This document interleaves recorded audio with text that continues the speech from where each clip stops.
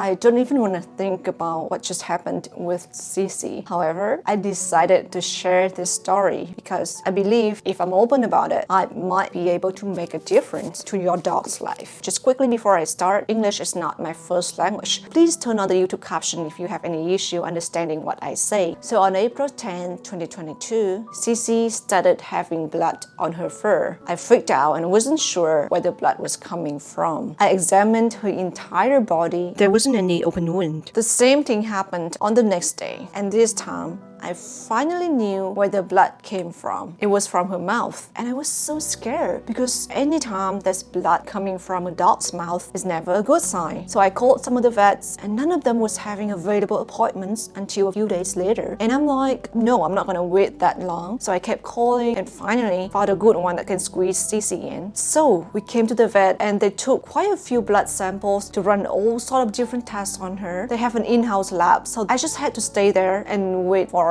about 30 minutes for the results. The results showed a pretty low platelet level, so the vet is suspicious of the disease called immune-mediated thrombocytopenia. I hope I pronounced it correctly. It's often referred to as ITP. So what this basically means is that the immune system is misrecognizing the platelet as a foreign invader and is working hard to destroy the platelet. And the platelet is a type of blood cell that assists with coagulation and basically helps stop the bleeding. So they suggested me to put her on steroid until further notice. They gave me the option of starting the medication today or tomorrow after they received the confirmation from the independent lab. So I asked her if they were sure of the diagnosis and if she suspected the bleeding could have been caused by any other things such as dental disease, and she told me she's pretty confident given the results and she didn't think dental disease could have caused this. So I was scared to death at that point, so I told her to give me whatever she thought it could help Cece and I would start her on it immediately. However, after going back home and doing more research on the disease as well as the medication, I started having second thoughts. First, the clinical signs of ITP often include lethargic, nosebleeds, blood in the urine, blood in the stool, bruised skin. But Cece was having none of those except for the blood coming from her gum. So the consistency of the story wasn't there. Second, the medication that they put her on, coprednisone, came with many side effects. And from what I read, it's my understanding that ITP patients often have to be on steroid for months as it needs to be tapered slowly to avoid complications. After spending the whole night trying to gather as much information as possible, I decided that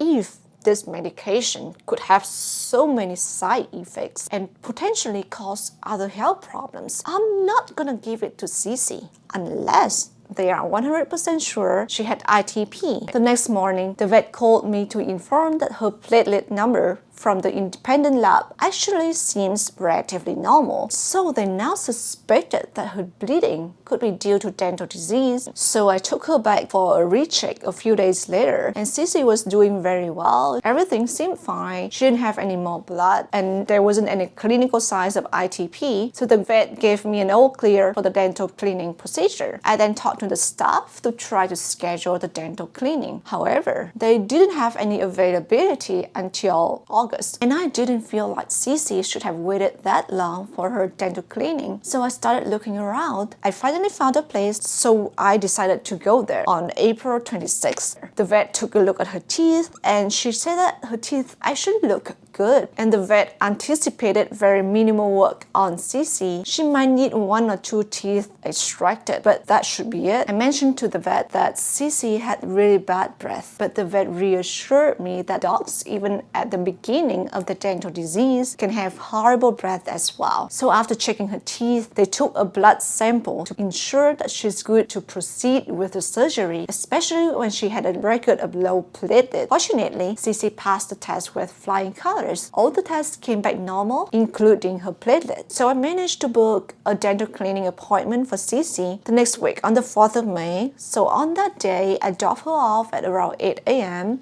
and at around 11:30, they started performing the surgery, starting with an x-ray. I authorized the vet to extract Cece's teeth if deemed necessary without calling me, so I wasn't expecting any call until they finished the surgery. However, the vet started calling me at 12, and I was like, this is not good. and it wasn't. It turned out that her gum was actually covering a lot of the disease going on underneath it that couldn't be seen with normal eyes, and they could only see the significant bone loss when looking at the X-ray results. So they told me she would need to extract 13 teeth. I was completely in shock when I heard that, but I immediately gave the vet the green light and told her to do whatever she felt necessary, because the longer the call was, the longer Cece would have to be under anesthesia and the higher the risk was. The vet also reassured me that while 13 teeth sounded like a lot, dogs actually have 42 teeth in total, so she'll likely do fine after she fully recovered. So after the surgery was completed, they gave me a call to let me know all went well and told me to pick her up in 2 hours. So I came around 3. They showed me a photo of her before and after, as well as the summary of her teeth. After looking at the photos, I tried so hard not to cry and remain composed in front of the vet tech. When the vet said that she removed 13 teeth out of 42 teeth, honestly, it didn't sound that bad. But when I actually looked at the photos, I felt completely shattered and broken. Most of her teeth in the upper jaw were gone, and all her incisors in the lower jaw were also gone. This photo actually didn't show all the teeth that she's lost, because I think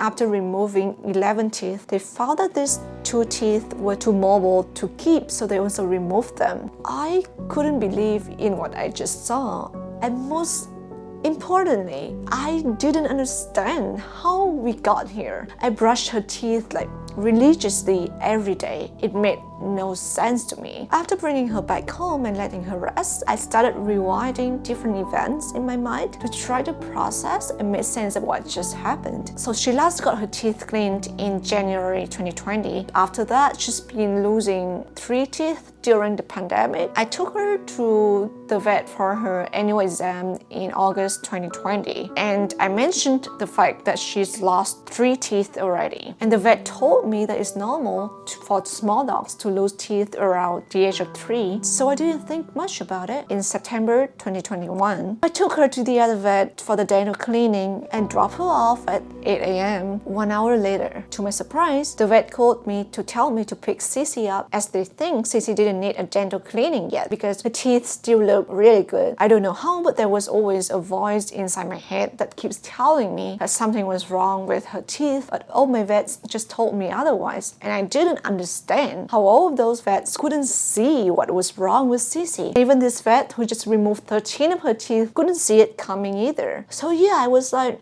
what was wrong with you all? Until I came across this article. I will leave the link to the article below so you can have a look at it if you like. But what it basically says is that it's really hard to know the degree of dental disease that your dog has until an X-ray is taken. And an X-ray is usually done right before the dental cleaning, after the dog has been put under anesthesia. As you can see in this case, this dog's teeth look really good, but the dental radiograph said otherwise. And this dog ended up having 12 extractions. After reading the article, everything started coming together and making sense for me. Cece didn't have an X-ray during her dental cleaning 2 years ago in 2020 because we used to live in a developing country back then, and the vets there didn't have the equipment to do it. So I think it was very likely that Cece already developed some periodontal disease at that point that couldn't be detected.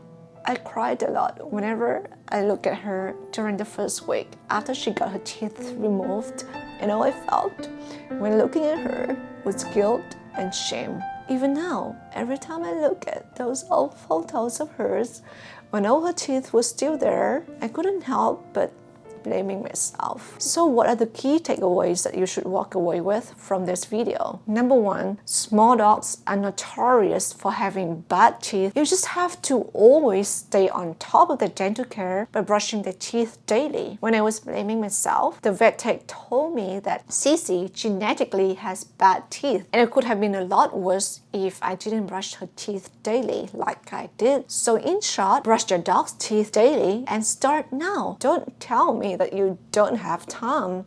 Do you have time to brush your teeth? Do you not brush your teeth because you don't have time? No, right? I brush my dog's teeth daily, and I still live with guilt and shame for the rest of my life for not doing better. Imagine the regret you would have to live with if you didn't brush your dog's teeth and something like this happened to your dog. I have a video on how to brush your dog's teeth that you can check out in the description box below. Number 2, if you notice any signs of dental disease in your dog, such as discolored teeth, difficulty chewing or eating, bad breath, red or swollen gum, teeth loss, it's not always possible to realize your dog has lost any teeth, since sometimes they tend to swallow them as well. So once you notice these signs, brushing won't be able to undo the damage anymore. It can only help to prevent more damage from happening. So the best thing you could do for them at this stage is to get them a professional dental cleaning. If any vet was trying to tell you otherwise, go find another vet. A dog parent's intuition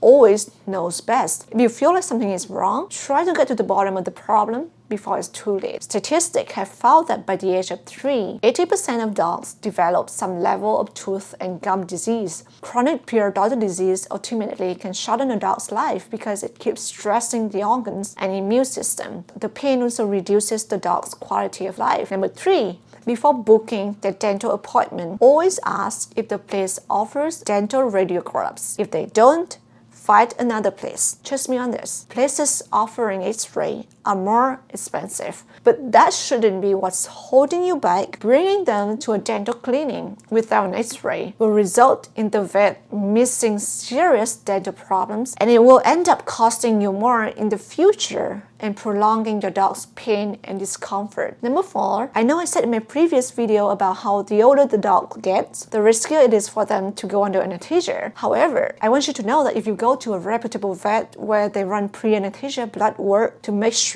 your dog is healthy enough to go under anesthesia before performing the procedure, and they have equipment to monitor anesthesia, then I would say the benefits far outweigh the risk. I myself was nervous to bring Boo to get his teeth cleaned a few days ago, as he used to get really bad anesthesia reaction about a year ago, where he couldn't really move his legs hours after his dental cleaning. This time, I communicated my concern clearly with my vet prior to the procedure. They used the lowest dose of anesthesia drug possible and carefully monitored him after the surgery, and he recovered pretty quickly without any complications. So think about it this way. Just like how you shouldn't let one bad experience with a dentist stop you from going to dentist and taking care of your teeth altogether. You shouldn't let your fear of your dog being put under anesthesia stop you from getting them the necessary dental care needed to improve their quality of life. And lastly, I don't want this video to scare you off too much. I want to make this video to raise awareness about the importance of dental care for your dogs. However, please understand that Cece genetically has bad teeth, with her baby teeth erupting on top of her adult teeth, and not all dogs will end up like Cece when you bring them to the vet to get their teeth cleaned. For example, Boo doesn't have bad breath, and recently Boo only got 2 of his incisors removed, even though he's 6 years old, so he's 1 year older than Cece. That's it. I've poured my heart and soul into making this video. I wish that you've learned something. I wish that your dog would never have to experience what Cece went through. So the past 2 months has been quite a wild ride for us, and that's why we couldn't upload videos as often as we like. Good news is Cece has fully recovered and she's happier than ever now. Her teeth are no longer painful and her breath is no longer stinky. The cost of Cece's medical care was quite a lot, but I never started a GoFundMe page because Cece is our dog, and I believe it's fully our financial responsibility to take care of her, not you, not anyone else. However, we're gonna start creating some really interesting products and services for dog owners to hopefully recover some of the medical bills. So if it's something of interest to you, please consider supporting us by using our services and products. I will tell you more about that soon. If not, you can still support us by watching our videos, liking our videos, and if you feel like this video could benefit someone you know, please share this video to them so that together we could improve more dogs' lives.